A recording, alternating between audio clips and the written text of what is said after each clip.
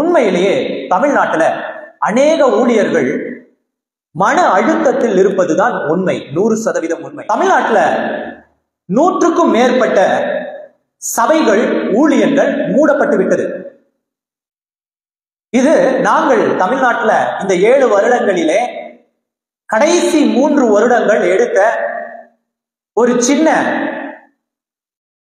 ஒரு ஆய்வு.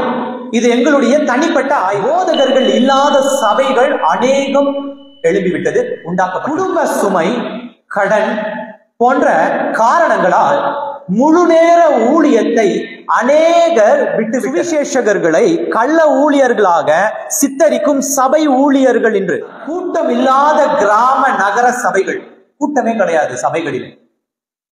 ஞாயிறு ஆராதனைங்க சபைக்குள்ள கட்டி வைத்து சுவிசேஷம் சொல்லிக் கொண்டிருக்கிற இந்த ஆத்துமாக்களை கள்ளத்தனமாக திருடுகிறார்கள் என்பதனால அவர்கள் கள்ள போதகர்கள் என்று முத்திரை குத்திட்டாங்க. ஒரு இடத்துல குத்துனா போதும் இல்லையா, ஒரு பானை சோறுக்கு ஒரு சோறு பதம் தானே சொல்லுவாங்க. அந்த மாதிரி சுவிசேஷ உலகத்துல, கிறிஸ்தவ உலகத்துல எங்கேயாவது ஒரு இடத்துல அது சொன்னா கூட முழுவதும் சொன்னது மாதிரிதான். வேதாகமம் சொல்லுது, ஒரே ஒரு மனுஷனுடைய மீறுதலினாலே இந்த உலகம் பாவத்தினால் அழிக்கப்பட்டது. ஒரே ஒரு மனுஷனுடைய மீறுதல். அதே போல ஒரே ஒரு மனுஷனுடைய பரிசுத்தத்தினால இந்த உலகம் பாவத்திலிருந்து மீட்கப்பட்டது. தியாகத்தினாலே இந்த உலகம் பாவத்திலிருந்து மீட்கப்பட்டது. ஹல்லேலூயா. அப்படி இருக்கும் பொழுது யாரோ ஒரு ஊழியன் முத்திரை குத்து, ஏதோ ஒரு இடத்துல முத்திரை குத்திடுறாங்க, அது கிறிஸ்துவ உலகத்திற்கே முத்திரை குத்துறது போல மாறிவிடும். ஒரு முகமறியாத ஊழியன் தான், பிரபலமில்லாத உள்ளவர்களுடைய அஸ்திபாரத்தின் மேல் கட்டாதபடிக்கு அண்டர்லைன் பண்ணிக்கொள்ளணும். ஒவ்வொரு சூழ்நிலைகள் ஒரு ஊழியனுக்கு எதை உண்டாக்கி இருக்குன்னா, இன்னைக்கு தமிழ்நாட்டுல மன அழுத்தத்தை உண்டாக்கி இருக்கு. அழுத்தம் உருவாக்க 2 காரணம் தான். என்ன தெரியுமா? ஒண்ணு, அதிகார பரவல் இல்லை. என்னது? அதிகார பரவல் இல்லை. 2வது, சுவிசேஷ பாரம் இன்று இல்லை. சுவிசேஷ பாரம் என்று இல்லை. இந்த 2 காரணங்கள்.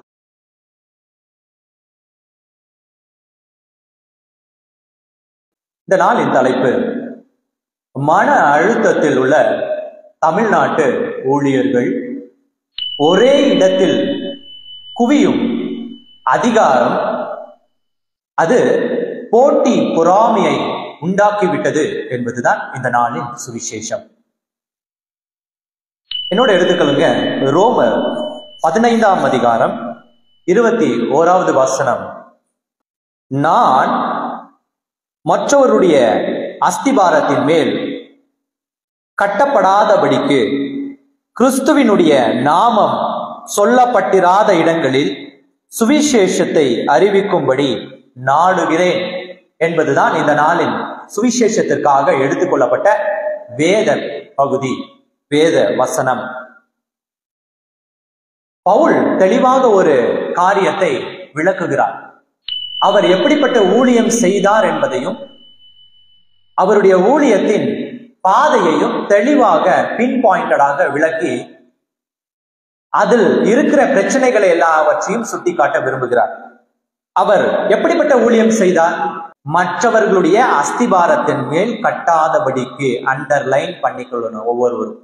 இன்றைக்கு இந்த தலைப்பை எடுத்து பேச வேண்டிய காரணம் என்னவென்றால், HBM India, humble beginning ministries India தமிழ்நாட்டில் கடந்த 7 வருடங்களாக சுவிசேஷ ஊழியத்தை செய்து வருகிற காரணத்தினால தமிழ்நாட்டின் அநேக பகுதிகளுக்கு நாங்கள் சுவிசேஷ பணிக்காக செல்கிறோம்.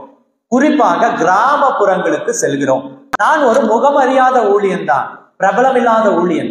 ஆனால் தேவன் LCS என்ற இந்த தரிசனத்தின் மூலியமாக அநேக ஊழியர்கள், தமிழ்நாட்டில் இருக்கிற மூலை முடுக்கெங்கும் இருக்கிற ஊழியர்களோடு ஒரு உறவை, ஒரு பந்தத்தை ஏற்படுத்தி தந்தார். எங்களுடைய இந்த சுவிசேஷ ஊழியம் தமிழ்நாட்டில் இருக்கிற பட்சத்துல விசுவாசிகளோடு ஒரு பந்தம் ஏற்பட்டது. அது மாத்திரமல்ல, LCS மூலியமாக ஊழியர்களோடு ஒரு பந்தம் தமிழ்நாடு முழுவதும் ஏற்பட்டது. இதன் மூலமாக எங்களுக்கு ஒரு புரிதலை தேவன் ஏற்படுத்தினார். அந்த புரிதலின் நோக்கம் தான் இன்றைக்கு பேசப்படுகிற இந்த சத்தியம், வெளிப்படுகிற சத்தியம். உண்மையிலேயே தமிழ்நாட்டுல அநேக ஊழியர்கள் மன அழுத்தத்தில் இருப்பதுதான் உண்மை, 100% உண்மை. இதை நான் பேசிக்கொண்டிருக்கும் பொழுது ஒருவேளை ஊழியர்கள், ஒருவேளை சுவிசேஷகரோ ஊழியர்களோ அப்போஸ்தலர் தீர்க்கதரிசி இதை பார்த்தால் அது இருதயத்தில் ஒற்றுக்கொள்வார்கள். ஒருவேளை நீங்க ஒத்துக்கொண்டா ஆமென் என்று கமெண்ட் பண்ணணும். உண்மைதான். எப்படிப்பட்ட மன அழுத்தம்? எதனால இந்த மன அழுத்தம்? தமிழ்நாட்டுல 100க்கும் மேற்பட்ட சபைகள், ஊழியங்கள் மூடப்பட்டு விட்டது. இது நாங்கள் தமிழ்நாட்டுல இந்த 7 வருடங்களிலே கடைசி 3 வருடங்கள் எடுத்த ஒரு சின்ன ஒரு ஆய்வு. இது எங்களுடைய தனிப்பட்ட ஆய்வு. எங்களுடைய தனிப்பட்ட ஆய்வுல நாங்கள் சந்தித்த ஊழியங்கள், நாங்கள் சென்ற கிராமங்கள், நாங்கள் செய்த ஊழியத்தின் பாதையிலே பார்த்த காரியங்கள் மூலியமாக உங்களுக்கு சொல்லக்கூடிய இந்த காரியம் இது. 100க்கும் மேற்பட்ட ஊழியங்கள் மூடப்பட்டது. அது மாத்திரமல்ல, போதகர்கள் இல்லாத சபைகள் அநேகம் எழுப்பிவிட்டது, உண்டாக்கப்பட்டு விட்டது. போதகர்களே கிடையாது. ஏதோ ஒரு சூழ்நிலையில மரணித்து போயிருக்கலாம், ஆக்சிடென்ட் ஆயிருக்கலாம், நோய்வாய்ப்பட்டு இறந்திருக்கலாம், இல்லை ஊழியத்தை விட்டு இருக்கலாம். ஏதோ ஒரு சூழ்நிலையில அநேக சபைகள் தமிழ்நாட்டிலே, குறிப்பாக கிராம பகுதிகளிலே போதகர்கள் இல்லாத சபைகள் உருவாகிவிட்டது. இது உண்மை. அடுத்தது, குடும்ப சுமை, கடன் போன்ற காரணங்களால் முழு நேர ஊழியத்தை அநேகர் விட்டுவிட்டனர். குடும்ப சுமை, பையனுக்கு ஃபீஸ் கட்டணும், பொண்ணை ஹையர் ஸ்டடீஸ் படிக்க வைக்கணும், வாடகை வீடு வாடகை கட்டணும், கடன் இருக்கும், பிள்ளைகள் படிப்பிற்காக எங்கிருந்தோ பேங்க்ல இருந்தோ இல்ல வெளியில யார்கிட்ட இருந்தோ இல்ல விசுவாசி கிட்ட இருந்தோ வட்டிக்கோ கடனா பெற்று இருப்போம், அது திருப்பி கொடுக்கணும். ஆனா அவர்கள் நடத்தி வருகிற ஊழியத்துல அதற்குரிய பலன் இல்லாமல் இருக்கும். அந்த ஊழியத்தின் மூலியமாக தங்களுடைய அன்றாட பிழைப்புக்கே வழி இல்லாமல் இருக்கும். அந்த சூழ்நிலையில அந்த ஊழியர்கள் என்ன செய்யறாங்கன்னா, ஊழியத்தை விட்டுவிட்டு இன்றைக்கு பகுதி நேர வேலை செய்து தங்களுடைய குடும்பத்தை காப்பாற்றி கொண்டிருக்காங்க. இன்றைக்கு முழு நேரம், அதாவது மாதம் முழுவதும் ஊழியம் செய்து கொண்டிருந்தவர்கள் இன்றைக்கு எப்படி ஆயிடுச்சுன்னா சூழ்நிலை, வாரம் ஒரு நாள், அதாவது ஞாயிற்றுக்கிழமை மாத்திரம் ஊழியம் செய்பவர்களாய் மாறிவிட்டார்கள். இது உண்மையும் சத்தியமுமாய் இருக்கிறது என் தேவனுக்கு முன்பாக. இது நாங்கள் இந்த ஊழிய பாதையில் கடந்து வந்து பார்த்து வந்த காரியம். சுவிசேஷகர்களை கள்ள ஊழியர்களாக சித்தரிக்கும் சபை ஊழியர்கள் என்று அநேக சுவிசேஷ ஊழியர்கள் இன்னைக்கு அங்கீகரிக்கப்படுறது கிடையாது. அநேக இடத்துல சபை ஊழியர்கள் அந்த சுவிசேஷ ஊழியர்களை எப்படிப்பட்டவர்களா சித்தரிச்சிடறாங்கன்னா, ஒரு சூழ்நிலையில ஒரு காலகட்டத்துல தங்களுக்கே அந்த சபை நடத்துவதில் அநேக பிரச்சனை இருக்கும் பொழுது இந்த சுவிசேஷகர்கள் அவர்களை எப்படி அடையாளம் காட்டிடுறாங்கன்னா, கள்ள ஊழியர்கள் என்று அடையாளம் காட்டிடுறாங்க. அதற்கு காரணமும் இருக்கு.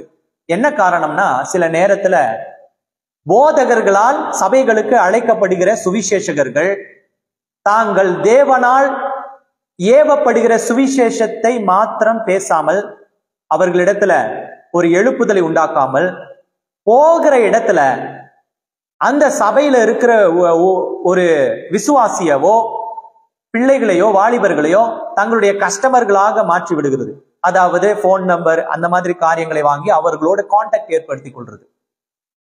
இது அடிக்கடி நடக்கிறதுனால இன்றைக்கு சபை ஊழியர்கள் இப்படி சுவிசேஷகர்களுடைய அந்த சில சுவிசேஷகர்களுடைய தவறான காரியத்தினால இப்போ ஒரே அடிக்கு என்னவா முடிவு பண்ணிடுறாங்கன்னா, நாம கஷ்டப்பட்டு சபைக்குள்ள கட்டி வைத்து சுவிசேஷம் சொல்லி கொண்டு இருக்கிற இந்த ஆத்துமாக்களை கள்ளத்தனமாக திருடுகிறார்கள் என்பதனால அவர்கள் கள்ள போதகர்கள் என்று முத்திரை குத்திட்டாங்க.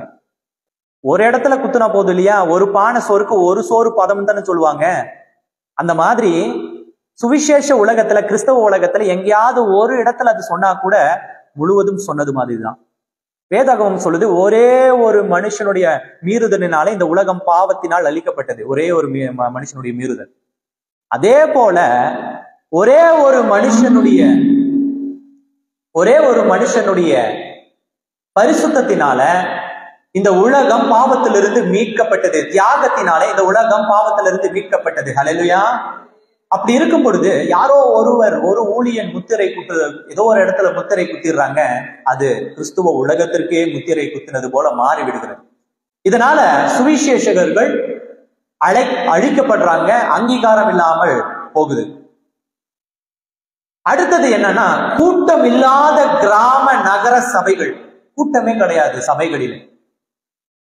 ஞாயிறு ஆராதனைங்க, சில சாத்தூர், திருநெல்வேலி, அந்த பக்கத்துல இருக்கிற விருதுநகர், மதுரை, அந்த பக்கத்துல இருக்கிற கிராமங்களுக்கு போனா ஞாயிறு ஆராதனைங்க.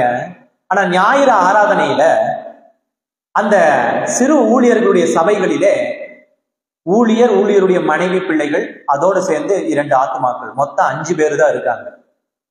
5 பேரு தான் ஊழியர்கள் இருந்தும் சபைகளிலே ஆத்துமாக்கள் இல்லை. அது மாத்திரம் தானே அப்படின்னா, ஆத்துமாக்கள் ஏன் இல்லை அப்படின்னா, இன்றைக்கு ஊழியர்களை அற்பமாக நினைக்கும் விசுவாசிகளின் நிமித்தம் அநேக ஊழியர்களை அற்பமாக நினைச்சிடுறாங்க. ஒரே ஒரு அடையாளத்தோட அவர்கள் வாழ்ந்துடுறாங்க. இந்த மேடையில நல்ல பர்ஃபார்மன்ஸ் பண்ணனா நல்ல ஊழியர், இந்த மேடையில தன்னை கவரக்கூடிய செய்தியை பேசினா நல்ல ஊழியர், இந்த மேடையில தன்னை கவரக்கூடிய பாடலை பாடினால் நல்ல ஊழியர் என்ற முத்திரையை குத்தக்கூடிய நாட்கள் வந்துருச்சு. இவர்கள் என்ன செய்யறாங்கன்னா, விசுவாசிகள் தங்களுடைய ஊழியரை மற்ற ஊழியரோடு தொடர்பு படுத்தி பார்க்கிறாங்க. மற்ற ஊழியர்களோடு, பெரிய ஊழியர் வேறு சில ஊழியர்களோடு தொடர்பு படுத்தி பார்த்துட்டு, இப்போ இவர்கிட்டையும் அவருக்கும் இருக்கிற பிளஸ் அண்ட் மைனஸை கால்குலேட் பண்ணிட்டு, நம்ம ஊழியருக்கு பாட்டு பாடவே தெரியல, அந்த ஊழியர் அழகா பாடுறாருன்னு முத்திரை குத்துறதுனால 2 விசுவாசி சபையில காலி போயிருது. வேற ஒரு ஊழியரோட அந்த சபையின் ஊழியரை தொடர்பு படுத்தி, நம்ம ஊழியருக்கு செய்தி தெளிவா பேசவே தெரியல, அங்க பார் அப்படியே செந்தமிழ்ல அடிச்சு விடுறாரு பார், செந்தமிழ்ல பேசி எப்படி எல்லாம் மனம் கவர்ற மாதிரி பேசுறாரு பாருன்னு சொன்னோன்னே, அப்படி கம்பேர் பண்ணி அங்க மீதி இருக்கிற ஒரு 5-6 விசுவாசிகள் காலி ஓடிடுது. இப்படி விசுவாசிகளினால் காலியான சபைகள் அநேகம் ஏற்பட்டு விட்டுச்சு. இப்போ நான் சொன்ன காரியங்களை எல்லாம் பொறுமையா இந்த கிறிஸ்தவ உலகம், இதை பார்த்து கொண்டிருக்கிற அன்பு தேவ பிள்ளைகள் யோசிக்கணும். இந்த சூழ்நிலைகள் ஒரு ஊழியனுக்கு எதை உண்டாக்கி இருக்குன்னா, இன்னைக்கு தமிழ்நாட்டுல மன அழுத்தத்தை உண்டாக்கி இருக்கு. இந்த மன அழுத்தம் உண்டாக்க 2 காரணிகள் தான். காரணம் என்ன தெரியுமா? 2 காரணம் தான். நல்ல கவனமா கேட்டுக்கணும் இந்த செய்தியை. இந்த மன அழுத்தம் உருவாக்க 2 காரணம் தான். என்ன தெரியுமா? 1, அதிகார பரவல் இல்லை. என்னது? அதிகார பரவல் இல்லை. 2வது, சுவிசேஷ பாரம் இன்று இல்லை. சுவிசேஷ பாரம் என்று இல்லை. இந்த 2 காரணங்கள் தான். இந்த 2 காரணங்களால இன்னைக்கு என்ன ஆகுதுன்னா, தமிழ்நாட்டில அநேக ஊழியர்கள் மன அழுத்தத்திலே விழுந்து போறாங்க, மடிந்து போறாங்க, ஊழியத்தை விட்டு போறாங்க, ஊழியத்தை மூடி விட்டு தங்களுடைய வேலைக்காக இந்த உலகத்துல பிழைக்க வேண்டும், தங்களுடைய குடும்பத்தை காப்பாற்ற வேண்டும் என்பதற்காக எல்லாவற்றையும் விட்டு விடுறாங்க. கடந்த சில நாட்களாக தமிழ்நாட்டுல இந்த அதிகார பரவலை குறித்து பேசிக் கொண்டிருக்காங்க. அதிகார பரவல், எல்லாருக்கும் அதிகாரம் தேவைன்னு சில கட்சியின் தலைவர்களா பேசுறாங்க. ஒரே இடத்துல அதிகாரம் இருந்துச்சுன்னா அது என்ன மாறிடும்னா, மேட்டிமையா மாறிடும். அந்த மேட்டிமை எப்படி மாறிடும்னா, அடிமைத்தனத்திற்குள்ள மறுபடியும் கொண்டு போயிடும். அதனால இன்றைக்கு அரசியல் தலைவர்கள் என்ன பேசுறாங்கன்னா, அதிகார பரவல் தேவை, அதிகாரம் பரவல் வேணும், எல்லா இடத்துலயும் அதிகாரம் இருக்கணும், பரவலா இருந்தா தான் இது சமநிலையில இருக்கும், எல்லாருக்கும் மதிப்பு இருக்கும் என்று சொல்றாங்க. அதே போலதான் சுவிசேஷ உலகத்திலும் அதிகார பரவல் தேவைப்படுது. அதிகார பரவல் அப்படின்றது என்ன அப்படின்றது பார்க்கலாம். இன்னைக்கு வெளியில இருக்கிற ஜனங்கள், கிறிஸ்துவை அறியாதவர்கள், இந்த அரசியலிலே அதிகார பரவல் தேவை, நாட்டிலே மக்களுக்கு அதிகார பரவல் தேவைன்னு இப்போ பேசிட்டு இருக்காங்க. ஆனா 2000 வருஷத்துக்கு முன்பதாக வேதாகமத்தில எழுதப்பட்டிருக்கு, கிறிஸ்து இயேசு அதிகார பரவலை பேசினார் என்று சொல்லி. அல்லேலூயா, அந்த ரகசியத்தை உங்களுக்கு சொல்ல போறேன். 2000 வருஷத்துக்கு முன்னாடியே கிறிஸ்து இயேசு அதிகார பரவலை பேசினார். அது மாத்திரமல்ல, அதிகார பரவலை ஏற்படுத்தினார். என்னோட எடுக்கிறீங்களா வசனத்தை? என்னோட எடுக்கணும் வசனத்தை. ரோமர் 15ஆம் அதிகாரத்துல 6வது வசனம், பொறுமையையும் ஆறுதலையும் அளிக்கும் தேவன் கிறிஸ்து இயேசுவினுடைய மாதிரியின்படியே நீங்கள் ஏக சிந்தையுள்ளவர்களாய் இருக்கும்படி உங்களுக்கு அனுக்கிரகம் செய்வாராக. ஹல்லேலூயா. அந்த இடத்துல குறிப்பிட்ட ஒரு வார்த்தையை மாத்திரம் உங்களுக்கு எடுத்து காட்டுகிறேன். என்ன அந்த வார்த்தைன்னா, கிறிஸ்து இயேசுவினுடைய மாதிரியின்படியே. நான் இங்க சொன்ன இல்லையா, அதிகார பரவலை உண்டாக்கினவர், அதை நடைமுறைப்படுத்தினவர் கிறிஸ்து இயேசுன்னு. இங்க எழுதப்பட்டிருக்கிற கிறிஸ்து இயேசுவின் மாதிரியின்படி அவர் என்ன மாதிரியை வைத்திருக்காருன்னு உங்களுக்கு காட்ட விரும்புறேன். என்ன மாதிரினா, மத்தேயு 10ஆம் அதிகாரம், சுவிசேஷ புஸ்தகத்துல மத்தேயு 10ஆம் அதிகாரம் 1 வசனம் எடுத்தவர்கள் வாசிங்க பார்ப்போம். அப்பொழுது அவர்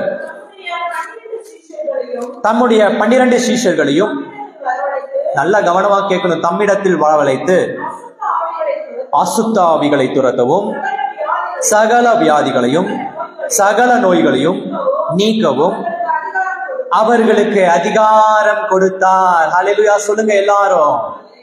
ஆமென்.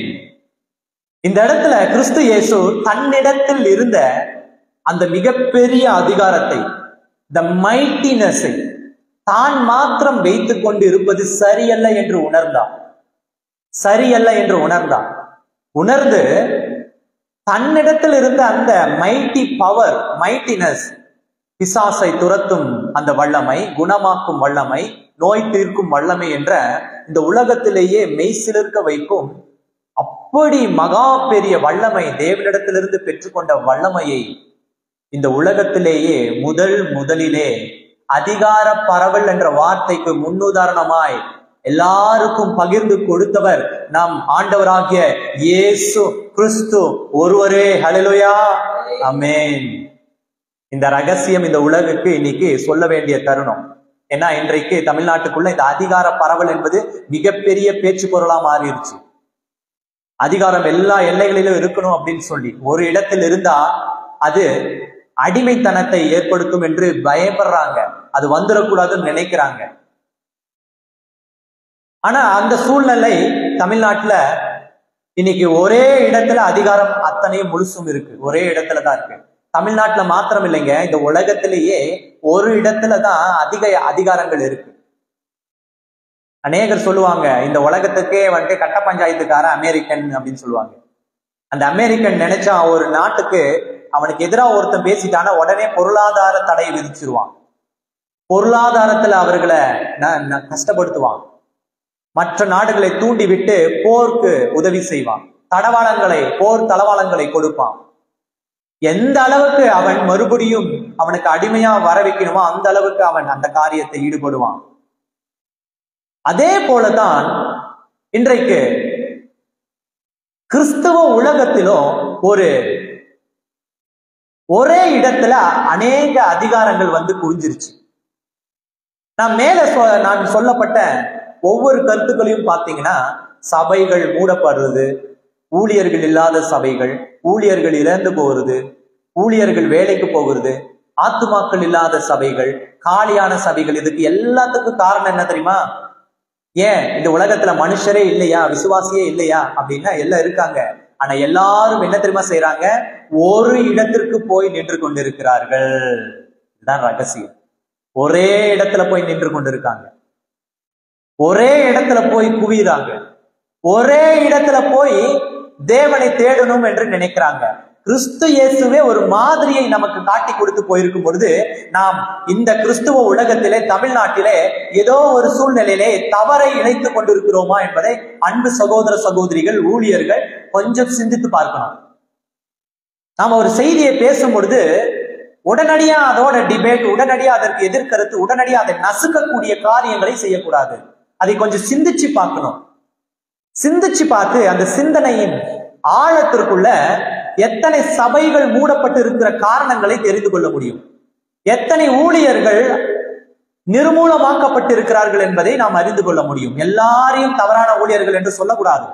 எல்லாரும் தவறான ஊழியர்கள் என்று முத்திரை குத்தக்கூடாது. இந்த உலகத்துல ஊழியர்கள் இல்லை என்றால் ஊழியம் இல்லை. ஊழியர்கள் இல்லை என்றால் நீ கொடுக்கிற காணிக்கையை எங்க கொடுப்ப? அங்கீகாரம் கிடையாது உனக்கு. ஊழியர்கள் இல்லை என்றால் தேவனை தேடுகிற இடங்கள் இல்லை. அப்ப எல்லாரையும் நாம ஊழியர்களை குற்றப்படுத்தி அவர்களை ரொம்ப நசுக்க, அவர்களை நலிவடைய செய்யக்கூடாது. இப்ப மன சோர்வுல இருக்காங்க ஊழியக்காரங்க, மன சோர்வு. ஏன்னா அதிகாரம் முழுவதும் ஒரு இடத்துல போய் நின்றுட்டு இருக்கு, ஒரே இடத்துல போய் நின்றுட்டு இருக்கு. அதற்கு உதவி செய்கிறது விசுவாசிகளுமே என்பதுதான் ரொம்ப வருத்தத்திற்குரிய காரியம். இந்த வசனத்தின் மூலியமாய்த்தான் உங்களோடு பேசுகிறேன். அப்போ இந்த மன அழுத்தத்திற்கு முதல் காரணம் என்ன? அதிகார பரவல் இல்லை. எல்லா சபைகளிலும் ஆத்துமாக்கள் இருக்கணுங்க.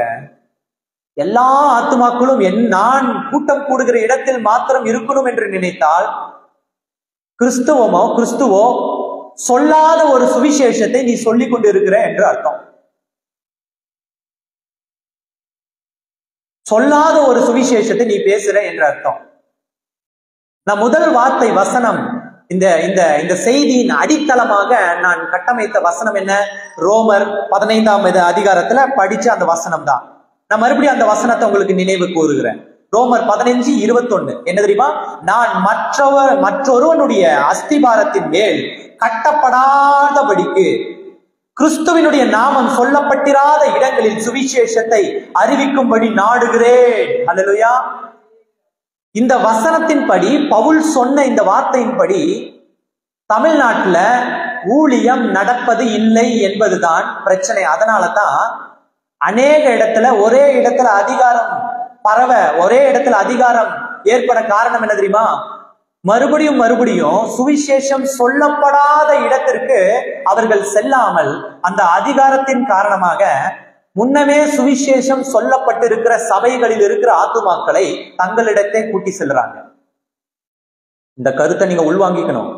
மறுபடியும் சொல்லணுமா? புரியலன்னா, சொல்லப்பட்ட ரோமர் 15:21 வசனத்தின் பிரகாரமாக பவுல் சொல்றாரு, நான் மற்றவனுடைய அஸ்திபாரத்தின் மேல் கட்டடம் கட்டுறது கிடையாது. அதாவது ஆல்ரெடி ஊழியம் செஞ்சு கிறிஸ்தவனா ஏற்படுத்தி வைத்தவனுக்கே நான் கிறிஸ்துவை அறிவிக்கிறது கிடையாதுன்னு சொல்றாரு. அப்ப யாருக்கு அறிவிக்கிறேன்? கிறிஸ்துவை அறிவிக்காத, சொல்லப்படாத இடத்துல நான் போய் சுவிசேஷத்தை அறிவிக்கிறேன்னு சொல்றாரு. ஆனால் இன்றைக்கு தமிழ்நாட்டுல ஒரே இடத்துல அதிகாரம் இருக்கு, மற்ற நிறைய சபைகள் நலிவடைஞ்சு போச்சு.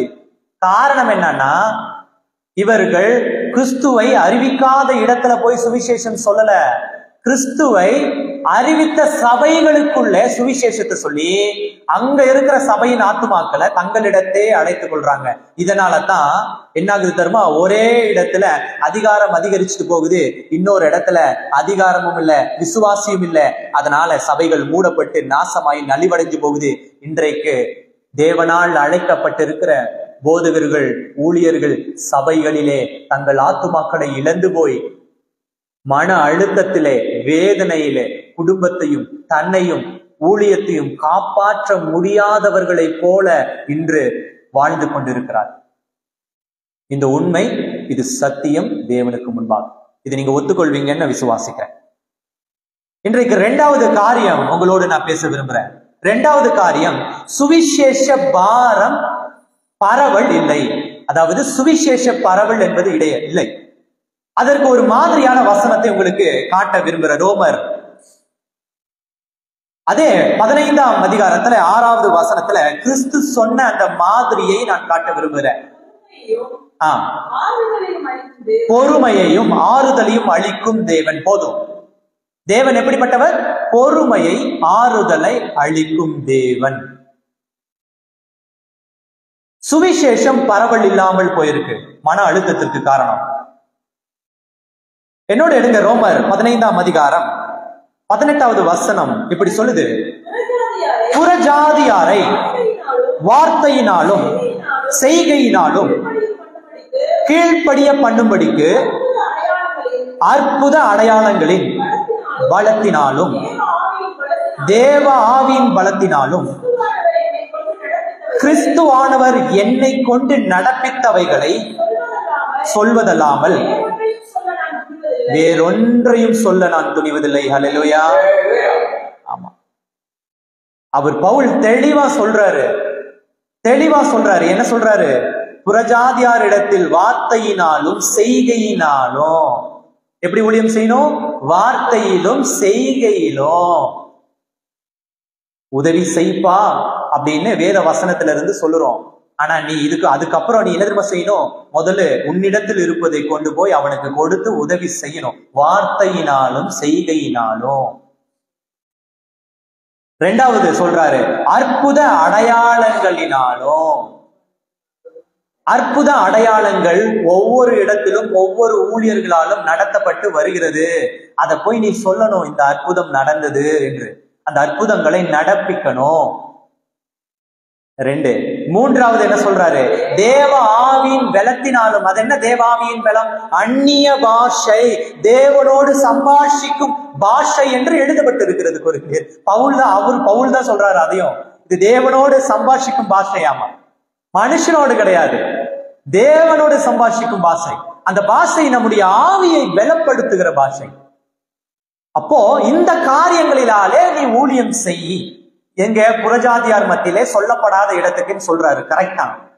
ஆனால் இன்றைய நாட்களிலே அப்படி செய்யும் பொழுது, வார்த்தையினாலும் செய்கையினாலும் போய் செய்யும் பொழுது, இந்த உலகம், இந்த கிரிட்டிசிசம் வேர்ல்டு, இந்த யூடியூப்ல கிரிட்டிசிசம் செய்யறாங்க, பேஸ்புக்ல கிரிட்டிசிசம், ஊழியர்களுக்குள்ள கிரிட்டிசிசம் செய்யறவங்க என்ன தெரியுமா செய்யறாங்க? சொல்லப்பட்ட காரியத்தை தான் ஊழியர்கள் செய்யறாங்களே, அந்த ஊழியர்களை கிரிட்டிசிசம் செஞ்சு மீம்ஸ் கிரியேட்டர்ஸ், மீம்ஸை போட்டுக்கிட்டு தவறா பேசி நன்மை செய்கிற ஊழியக்காரனையும் ஐயோ இது செய்யறதுனால நம்மள அசிங்கமா பேசுறாங்கன்னு செய்ய வச்சிடறாங்க. உதவிகள் செய்யத்தான் படுது, உதவிகள் செய்யப்படுது. உதவிகள் செய்வத ஒரு சில நேரத்துல என்ன பண்றாங்கன்னா, இப்படி இந்த இடத்துல நாங்கள் இந்த காரியத்தை உதவி செய்தோம் என்று அவர்கள் ஏதோ ஒரு சூழ்நிலையில அறிவிக்கிறாங்க. ஆனா அந்த அறிவிப்புக்கு கீழே, அந்த அறிவிப்பின் உள்ளான நோக்கம் என்னன்னா, அதன் மூலியமாய் பிரபலம் அடைவதனால 10 பைசா வியூஸ் இல்லை. இன்னைக்கு பிரபலம் அடைஞ்சவங்களுடைய வாழ்க்கையில நாரி போய் கிடக்கு இல்லையா? ஏண்டா பிரபலம் அடைஞ்சோம் அப்படின்னு நினைச்சிட்டு இருக்காங்க. சொந்த குடும்பத்தையே கட்ட முடியலையே இந்த பிரபலம் அடைஞ்சனால, இந்த உலகம் பிரபலம் என்ற ஒரே காரணத்தினால என் குடும்பத்தையே பிரிச்சு வச்சிருக்கேன்னு சொல்லி நொந்து போயிட்டு இருக்காங்க. அப்போ பிரபலம் என்பது முக்கியம் கிடையாது. ஒரு ஊழியன் தான் செய்யும் கிரியையை வெளிப்படுத்துறானா, தன்னை போல யாராவது ஒருவர் செய்யணும் என்று சொல்லி வேதாகமத்தில் அநேக காரியம் இயேசு கிறிஸ்து அற்புதம் செய்தார். அந்த அற்புதத்தை அங்கிருந்த அப்போஸ்தலர்கள் எழுதி வச்சிருக்காங்க. இதுக்கு போய் நாம மீம் கிரியேட் பண்ண முடியுமா? இயேசு கிறிஸ்து சொன்னது எப்படி அற்புதத்தை எழுதி வைப்பாய் சொல்ல முடியுமா? எதுக்கு எழுதி வச்சிருக்கு? நீ அதன் பிரகாரமாய் நீயும் செய்யணும் இல்லையா? நீயும் அந்த வழியில நடக்கணும் என்பதுதான் அவருடைய நோக்கமே ஒழிய தவறான நோக்கம் கிடையாது. ஆனா இன்னைக்கு மீம் கிரியேட்டர்ஸ், கிரிட்டிசிசம் பீப்புள் என்ன செய்யறாங்கன்னா, அந்த ஊழியர்களை கிரிட்டிசிசம் செஞ்சு, அங்க பவுல் சொல்ற அந்த 2 காரியம், செய்கைகளினாலும் வார்த்தைகளினாலும்ன்றத ஏண்டா செஞ்சோம் சொன்னோன்ற அளவுக்கு வருத்தத்திற்குள்ள ஆழ்த்திடுறாங்க ஊழியர்கள். அதனால இன்னைக்கு ஊழியர்கள் அநேகர் செய்வதற்கு பயப்படுறாங்க. ஏன் தெரியுமா? செஞ்சாலும் தப்பு, செய்யாட்டியும் தப்புன்ற சூழ்நிலையில இப்போ குழப்பத்துல, அவங்களே ஒரு குழப்பத்துல, மனநிலையில பாதிப்பு அடைஞ்சிருக்காங்க, மன அழுத்தம் அடைஞ்சிருக்காங்க இந்த கிறிஸ்தவ உலகத்தினால. 2வது காரியம், அற்புதம் அடையாளங்கள் செய்யறாங்க. அற்புதங்கள் அடையாளங்கள் செய்யும் பொழுது அந்த அற்புதங்கள் அடையாளங்களை எங்கேயோ சில ஊழியர்கள் அதை தவறாக சித்தரிப்பதனால, ஒரே ஒரு ஊழியன் தவறாக சித்தரிப்பதனால மொத்த ஊழியர்களையும் அந்த ஒரு ஊழியனை பேசுவதன் மூலியமாக அவப்பெயர் ஏற்பட்டுருது. இப்போ உண்மையிலேயே அற்புதம் அடையாளம் செய்கிற ஊழியர்கள் மூலியமா தேவன் நடத்துகிற அற்புதம் அடையாளத்திற்கு மகிமை இல்லாமல் போயிருது. எல்லாம் கிண்டல் பண்றாரு. இயேசுவின் நாமத்தினால எப்பத்தான் என்று வாய்கள் நாவும் காதும் திறக்கப்படுவதாக பின்னாடில இருந்து மீம் கிரியேட்டர்ஸ் போடுறான். டேய், சவுண்ட் பாக்ஸ் சவுண்டு கம்மி பண்ணி வையா, காதுல வலிக்குது, காதுகள் திறக்காது, காது கிழிஞ்சிடும் அப்படின்னு. எவ்வளவு ஒரு அவமானம் பாருங்க, எவ்வளவு ஒரு நிந்தைக்குள்ள தேவனுடைய ஊழியர்கள் மன அழுத்தத்திற்குள்ள தள்ளப்படுறோம். காரணம் என்ன? காரணம் என்ன? சுவிசேஷம் பரவல் இல்லை.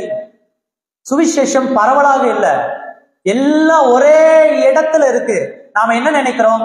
நம்மளுடைய சாதாரண ஊழியக்காரன் இயேசுவின் நாமத்தினால ஒரு ரபா ஷத்தலா நாம பிசாசே ஓடிப்போன்னு சொல்லும் பொழுது அற்புதம் நடக்குது.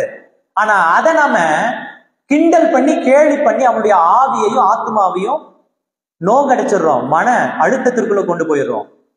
இப்போ நாம விரும்புகிற ஒரு பிரதான எல்லா அதிகாரமும் மையம் கொண்டிருக்கிற ஒரு இடத்துல போய் அந்த ஊழியக்காரர் அதை செய்தால் அதை நாம் என்ன தெரியுமா செய்யறோம்? அங்கீகாரம் கொடுத்து ஒரே ஒரு ஊழியனை தூக்கி மேடையின் மேல நிறுத்தி அவனால் ஆண்டவரால் அபிஷேகிக்கப்பட்ட மற்ற சுவிசேஷம் சொல்லும் அதிகாரம் கொண்ட ஊழியர்களை நாம என்ன செஞ்சிடறோம்?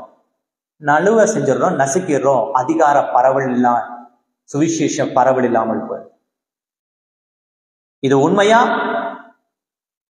அற்புதம் அடையாளங்களை தவறா பேசுறோம். தேவ ஆவியின் பலத்தினால அந்நிய பாஷையை கிண்டல் செஞ்சு பேசுறோம். ஒரு குறிப்பிட்ட இடத்தை மாத்திரமே பரிசுத்தமான இடம் என்று நீங்கள் நம்ப வைக்கிறீர்கள்.